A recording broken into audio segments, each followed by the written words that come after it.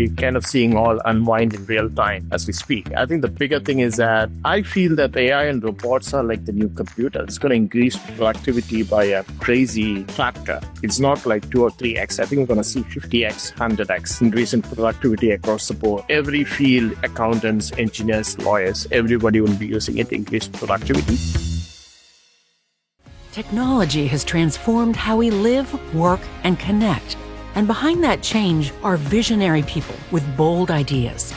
Welcome to the Bridgecast, where host Scott Kinka explores hybrid work, AI, and our evolving future with tech's brightest minds.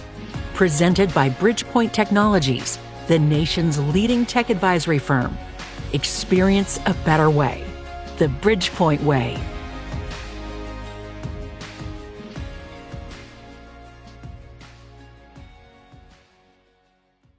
By 2035, automation and robotics, powered by AI, will revolutionize industries from healthcare to education, enabling businesses to solve some of the world's most pressing challenges, from labor shortages to environmental sustainability. As the future of work becomes more dependent on intelligent technology, the race to create responsible, impactful solutions is more critical now than ever. And that's where my guest comes in. Welcome to the Bridgecast. Today, I'm thrilled to sit down with Arshad Hisham. He's a serial entrepreneur, innovator, and the founder and CEO of InGen Dynamics. They're a company at the forefront of AI, robotics, and automation solutions. With a proven track record of building multi-million-dollar businesses, Arshad has been a driving force in revolutionizing industries with products like their current modular service robots and real-time monitoring and event detection products, addressing global challenges and improving human lives. Arshad's work has garnered recognition across the globe, from AI and robotics innovations to his role in shaping the future of ethical technology. Today, he's here to share his insights on how these new technologies are transforming industries, the ethical implications of these technologies, and how leaders might think about automation and robotics in their own businesses. Arshad, welcome to the show. Thank you very much for that, Scott, and really look forward. Thank you for the introduction. How'd I do on the description there? Okay? Pretty good. Thank you. All right. Well, before we jump into your work, I'd love to start just hearing about maybe a defining moment in your journey that shaped the way you think about leadership and innovation. Just give me a story that shaped who you are today and how you think about innovation. Sure. And for that, Scott, I think we need to go pretty long back when I was 11 years old. I think, So that's when I read the first book on Asimov, the Foundation series, right? So that kind of influenced what I wanted to do growing up, the intersection of science, ethics, and humanity. And I think, and that's what I wanted to build from a very early age. And that's what I ended up doing. So that's kind of been my philosophy and ethos since age 11. Fantastic. You've led transformative projects across multiple industries, right? Healthcare, education, and your work's very often centered around creating solutions that are people-focused, right? That help people. How has your vision evolved over the years? I mean, especially with the focus on AI and robotics right now. Still people-centric? Is that generally the driving vision behind what you're doing? Absolutely. I think it has even become more people-centric over the last 5 to 10 years compared to earlier, because people have realized that, a collaborative approach is a way forward as a next phase rather than a full-on automation. So definitely there's human in the loop coming in. So this is what I think the majority of the changes. And if you see the 3 things that we make sure our products are, like affordable, intuitive, and practical. And if you see the middle one, intuitive, it's very important, especially with AI and robots. If it is not intuitive, it is difficult to kind of implement and roll out. So definitely it is moving to more people-centric roles and positions. And it's kind of fascinating how it has evolved over the last 5 years. And compared to the last 20 years, the last 5 years has been massively accelerated. Take me back, though. So how long have you been leading? Well, when did you found InGen? It was in 2015. So we've been like around this is the 10th year. So but I started companies in 2007, 8. So that's when I started becoming an entrepreneur. So I had 4 companies before InGen. I exited my last startup to a subsidiary of General Motors. And I had an enterprise software company before that, and a vehicle analytics fleet automation company, an online games company, and a hardware point of sale company. right? And I started InGen 2015, and we've done fairly okay since then. We've got a lot of press traction, got a pretty decent revenue commitment, been working a lot with the government, including the UK government. We're doing a lot of work with the UK government, specifically around healthcare and other initiatives. So, yeah, it's been a fascinating journey the last 10 years. And well, I mean, that's a varied background there, right? What really was driving your turn in 2015 towards kind of AI, robotic automation? I thought the 2015 was an interesting pivotal year because I kind of saw what is coming in 5 to 6 years. The lowering cost of a lot of sensors and robotic parts. The acceleration of AI. So I saw a lot of opportunities, and we were kind of lucky to be very early on in the field. And I think in the specific sectors, I think around healthcare, elderly care, telemedicine, special needs, surveillance, and then there's hospitality, including last mile delivery. So I think there are some very, very burning near-term use cases. But now, now you can see humanoids everywhere. It's hard not to see robots nowadays, but that was not the case 5 years back. And I still feel that, the next 5 years, we're going to see a lot of this application on the near-term use cases, which I think would be very, very interesting. Got it. So we're sort of at this. You've been at this since 2015, and I think a lot of people, who are listening to this right now are like, we're right at the edge of the robotic era. We're just starting to see these technologies come to market. Did you guys spend most of your time kind of getting to market now, like in the time since 2015? When did you're out there delivering solutions to customers today? But tell us about that research and development. I mean, all the time that went into delivering the products that you have today.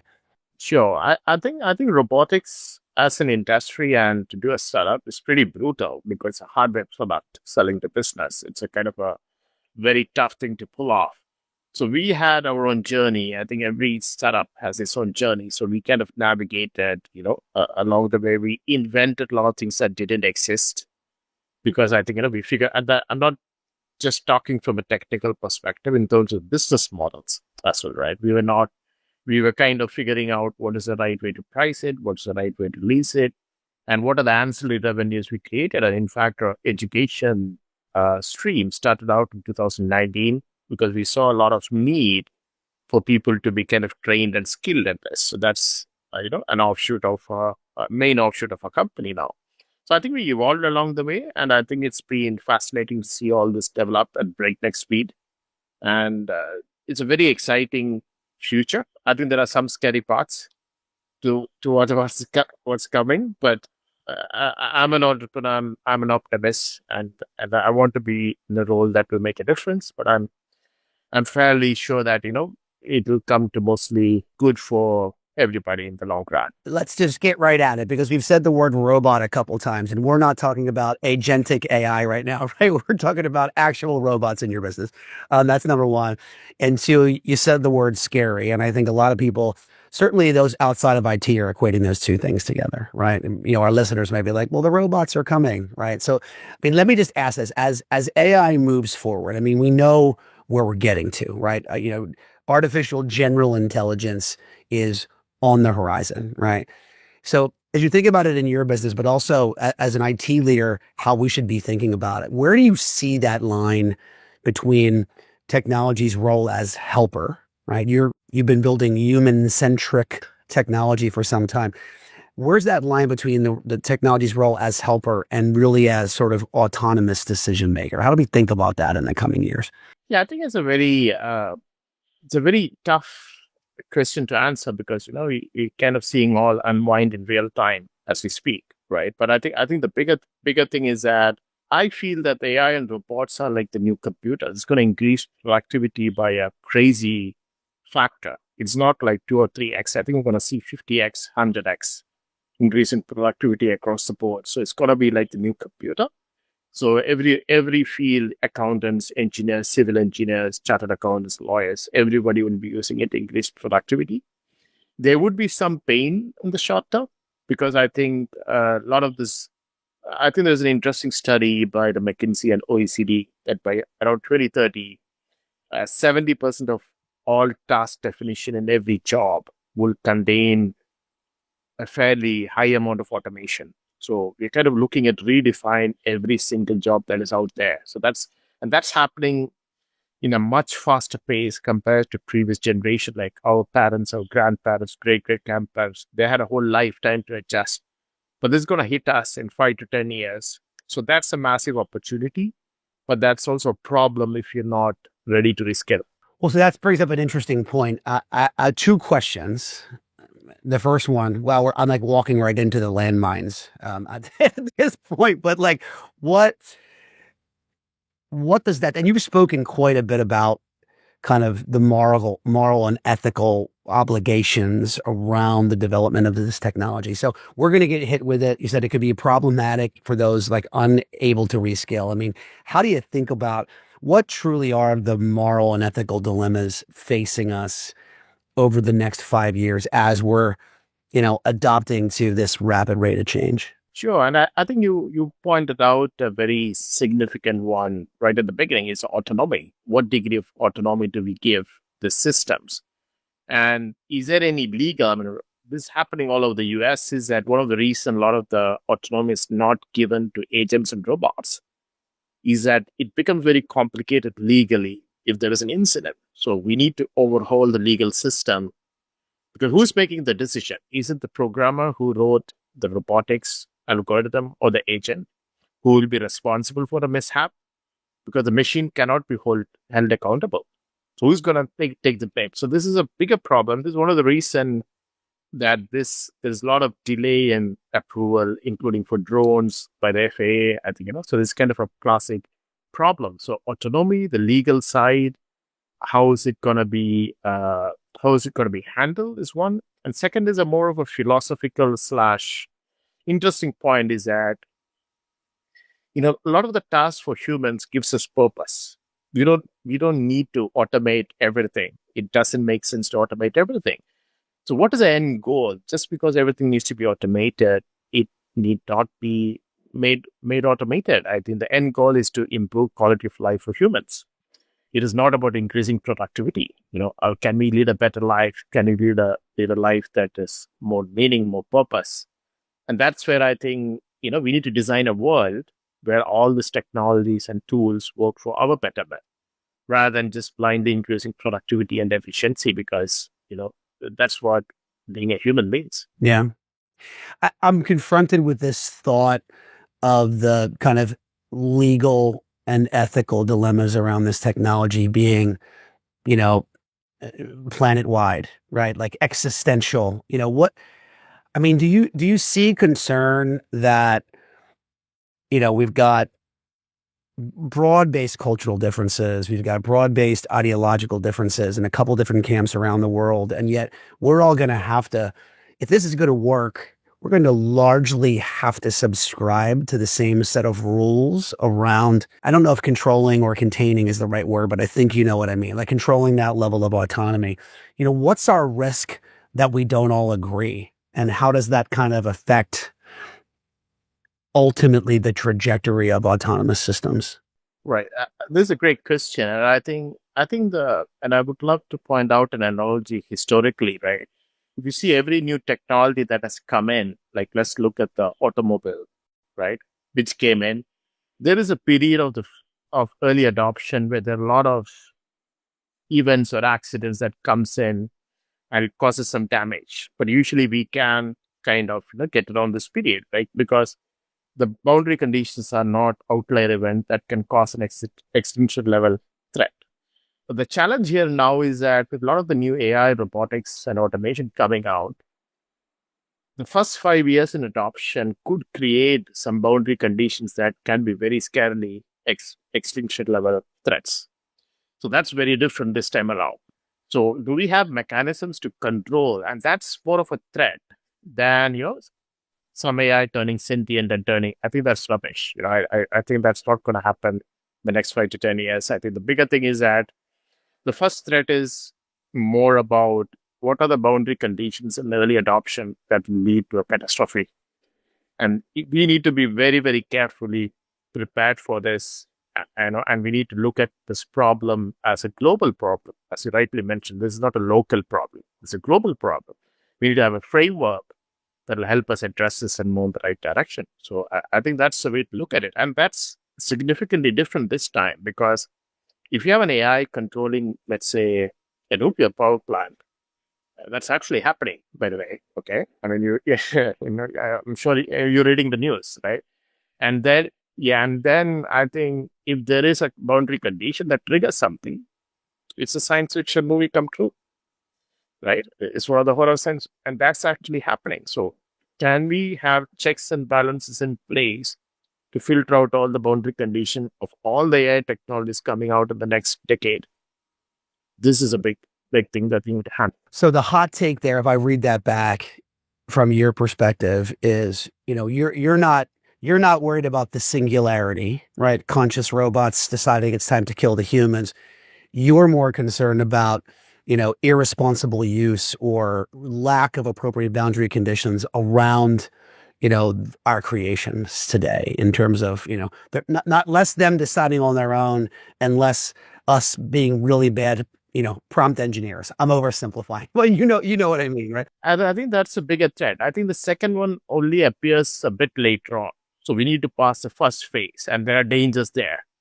So we need to handle that first and make sure that we're good. And then we can look at the singularity. You just said it's not 5 to 10 years. You want to hot take me? How many years? When do you think we start thinking about it? And what do we know is really the issue? Yeah, and again, what's also happening?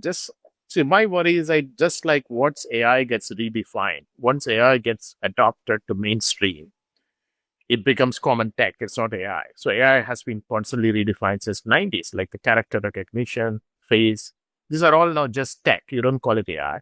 So maybe the singularity will also be similar. Maybe their levels of singularity will get adopted and it will be a moving target, potentially, right? So, and what do you define? There is no common consensus on how do you define singularity.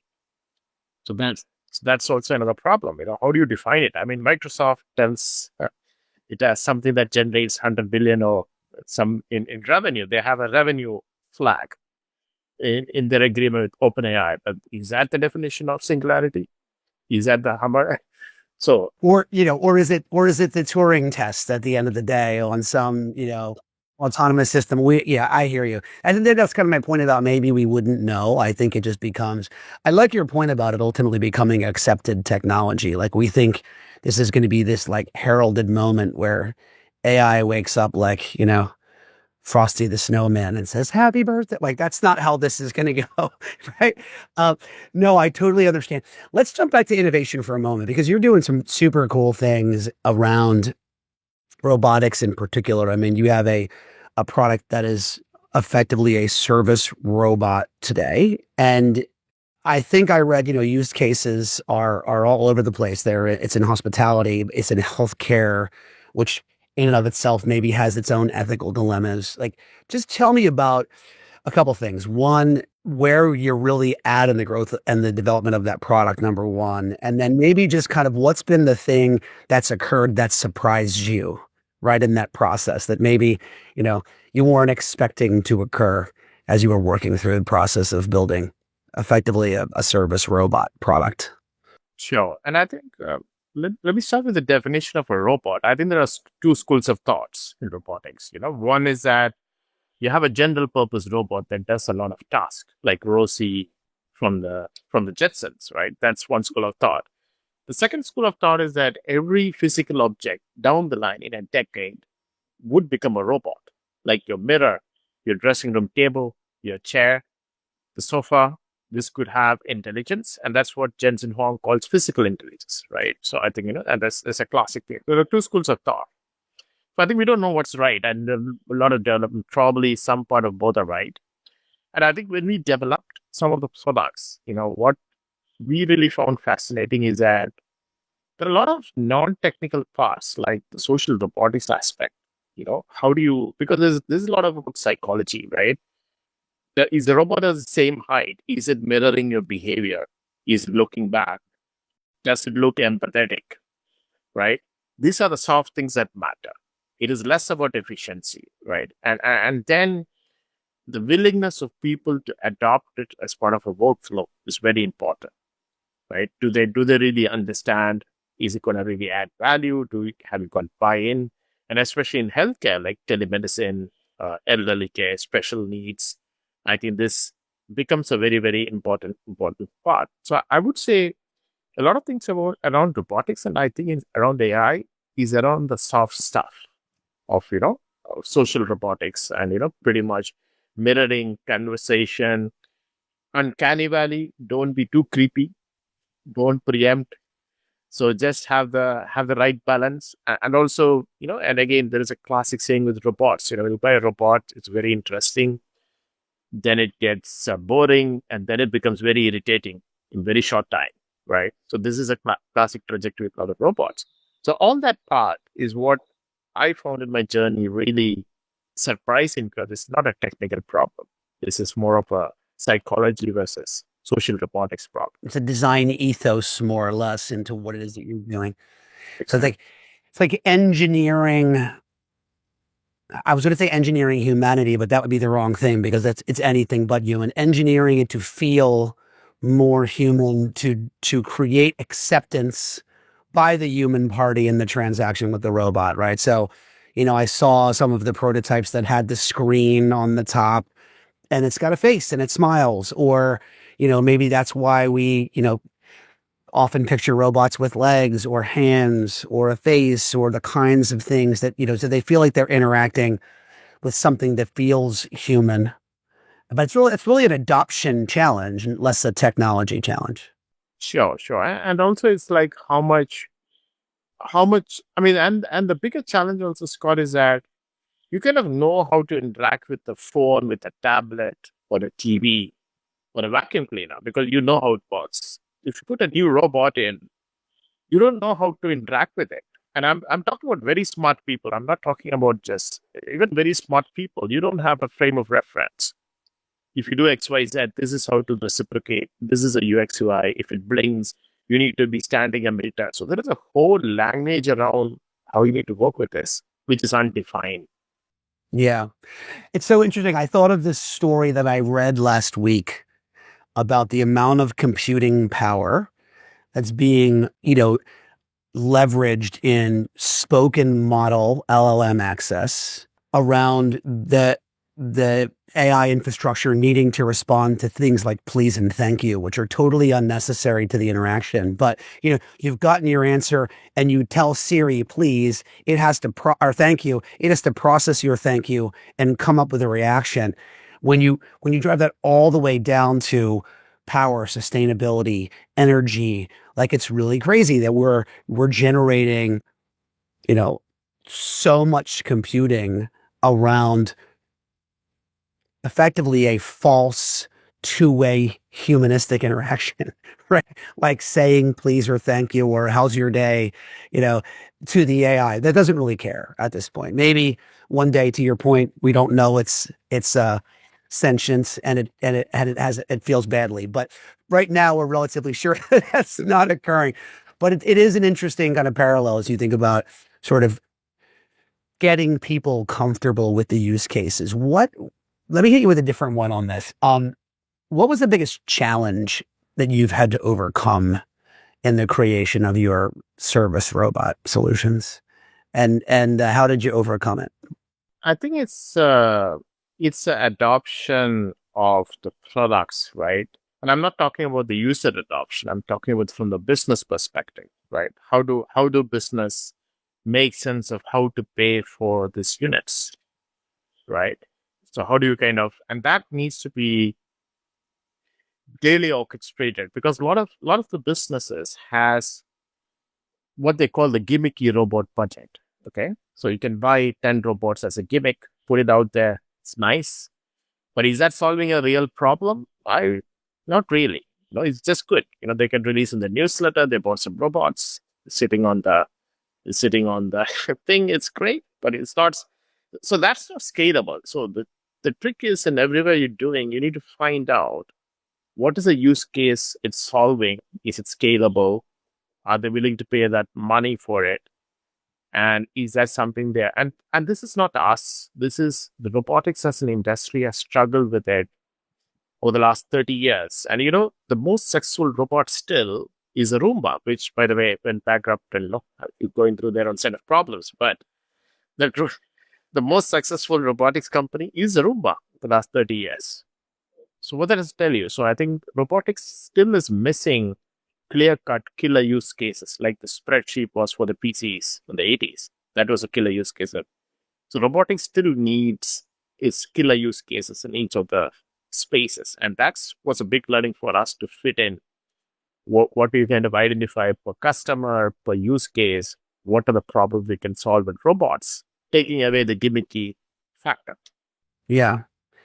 Well, and then how do you drive that into the balance sheet of the business, right? I think you can say that about just about any technology, but we're seeing it a lot in just kind of general use AI right now, which is, our customers are saying, well, I'm not going to replace people. That would be an easy mathematics equation, right? Remove this expense, add this one. But I don't know that we necessarily have the measures in place as employers and in business today to truly measure productivity. You say, we're going to get better productivity, but we've always paid people for an 8-hour day, regardless of how much wood they chopped over the course of the day. We don't pay by the piece of wood. We pay by the hours worked. So it's hard. Yeah, I don't know really how to do that, right? Or it's a significantly lagging indicator later on of widgets sold, production, but there's not a sort of a direct line of I'm removing this expense and adding this one in, which makes it hard. I think that's a good parallel to maybe my next question, and then we'll have a little bit of fun because we're running up on time.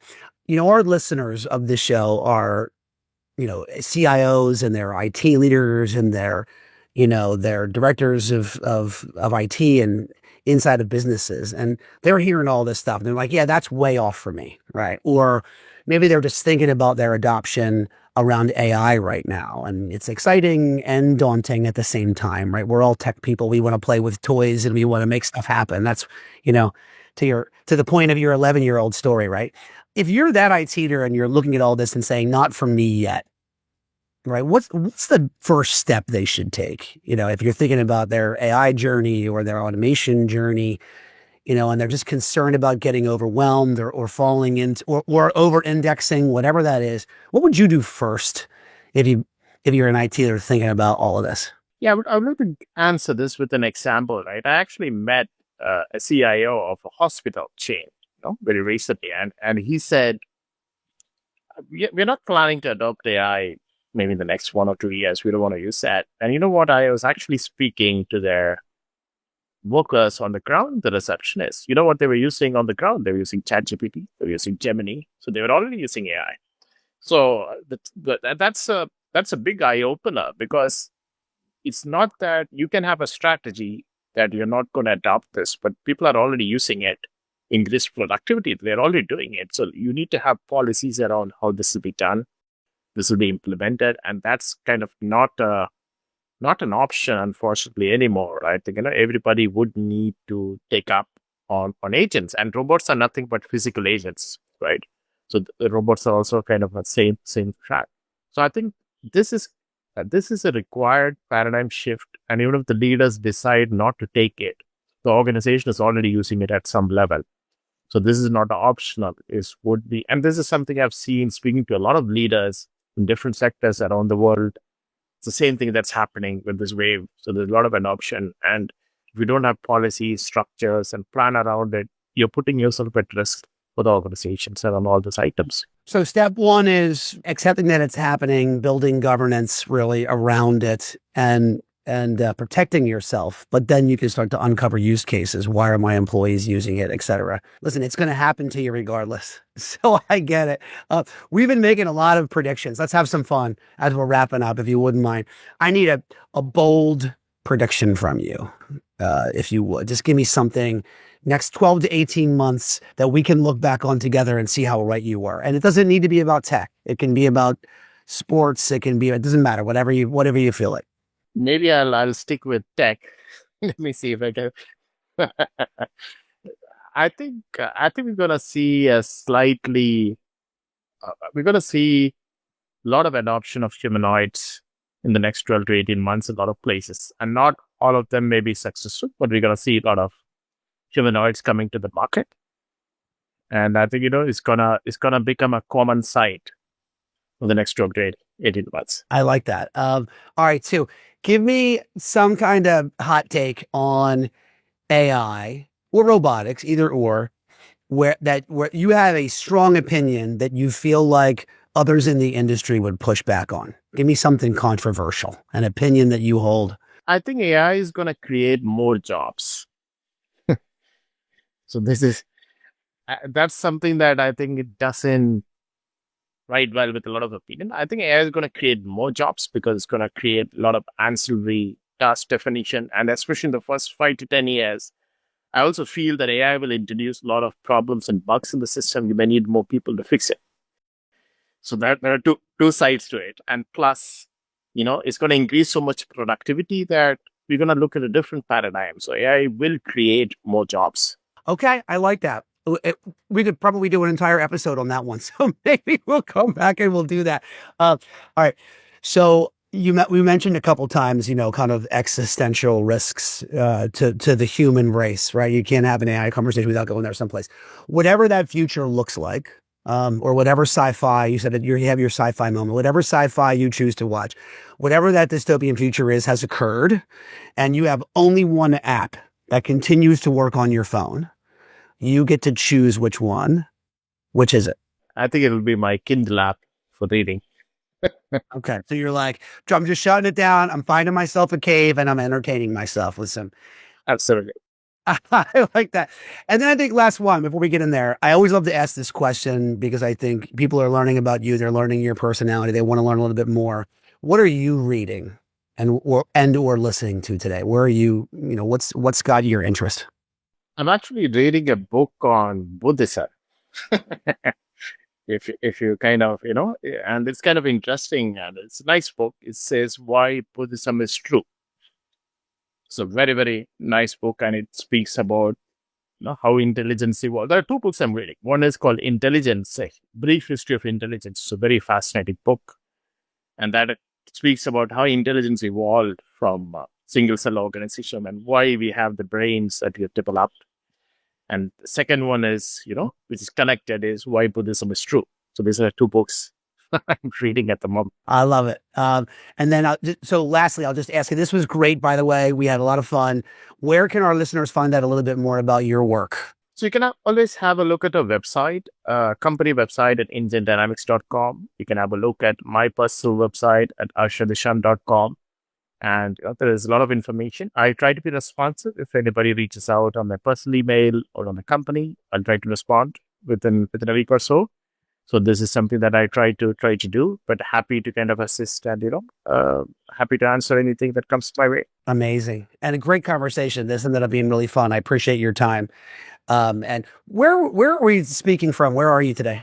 I'm near Singapore. So I do a lot of travel, but I'm back in Dallas next week. I'm actually speaking at the AT&T headquarters in Dallas next week. So I think, we're just trying to schedule them. They're a pretty frequent participant on the pod and a big partner of ours. So I'm super excited.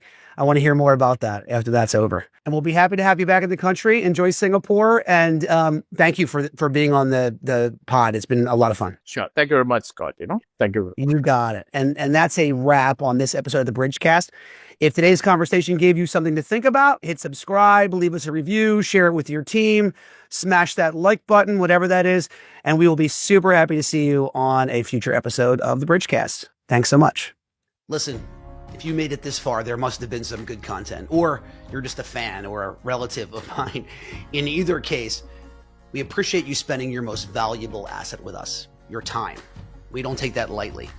We'd also like to say one more time that we're appreciative of Bridgepoint Technologies and their belief and sponsorship of this show. We hope that if you or someone you know is thinking about your company's digital transformation, or simply the next IT project that you may not have the resources, budget, or time to get to, I'm sure that Bridgepoint, one of the country's fastest growing technology advisory and procurement firms, can help. Check out bridgepointtechnologies.com.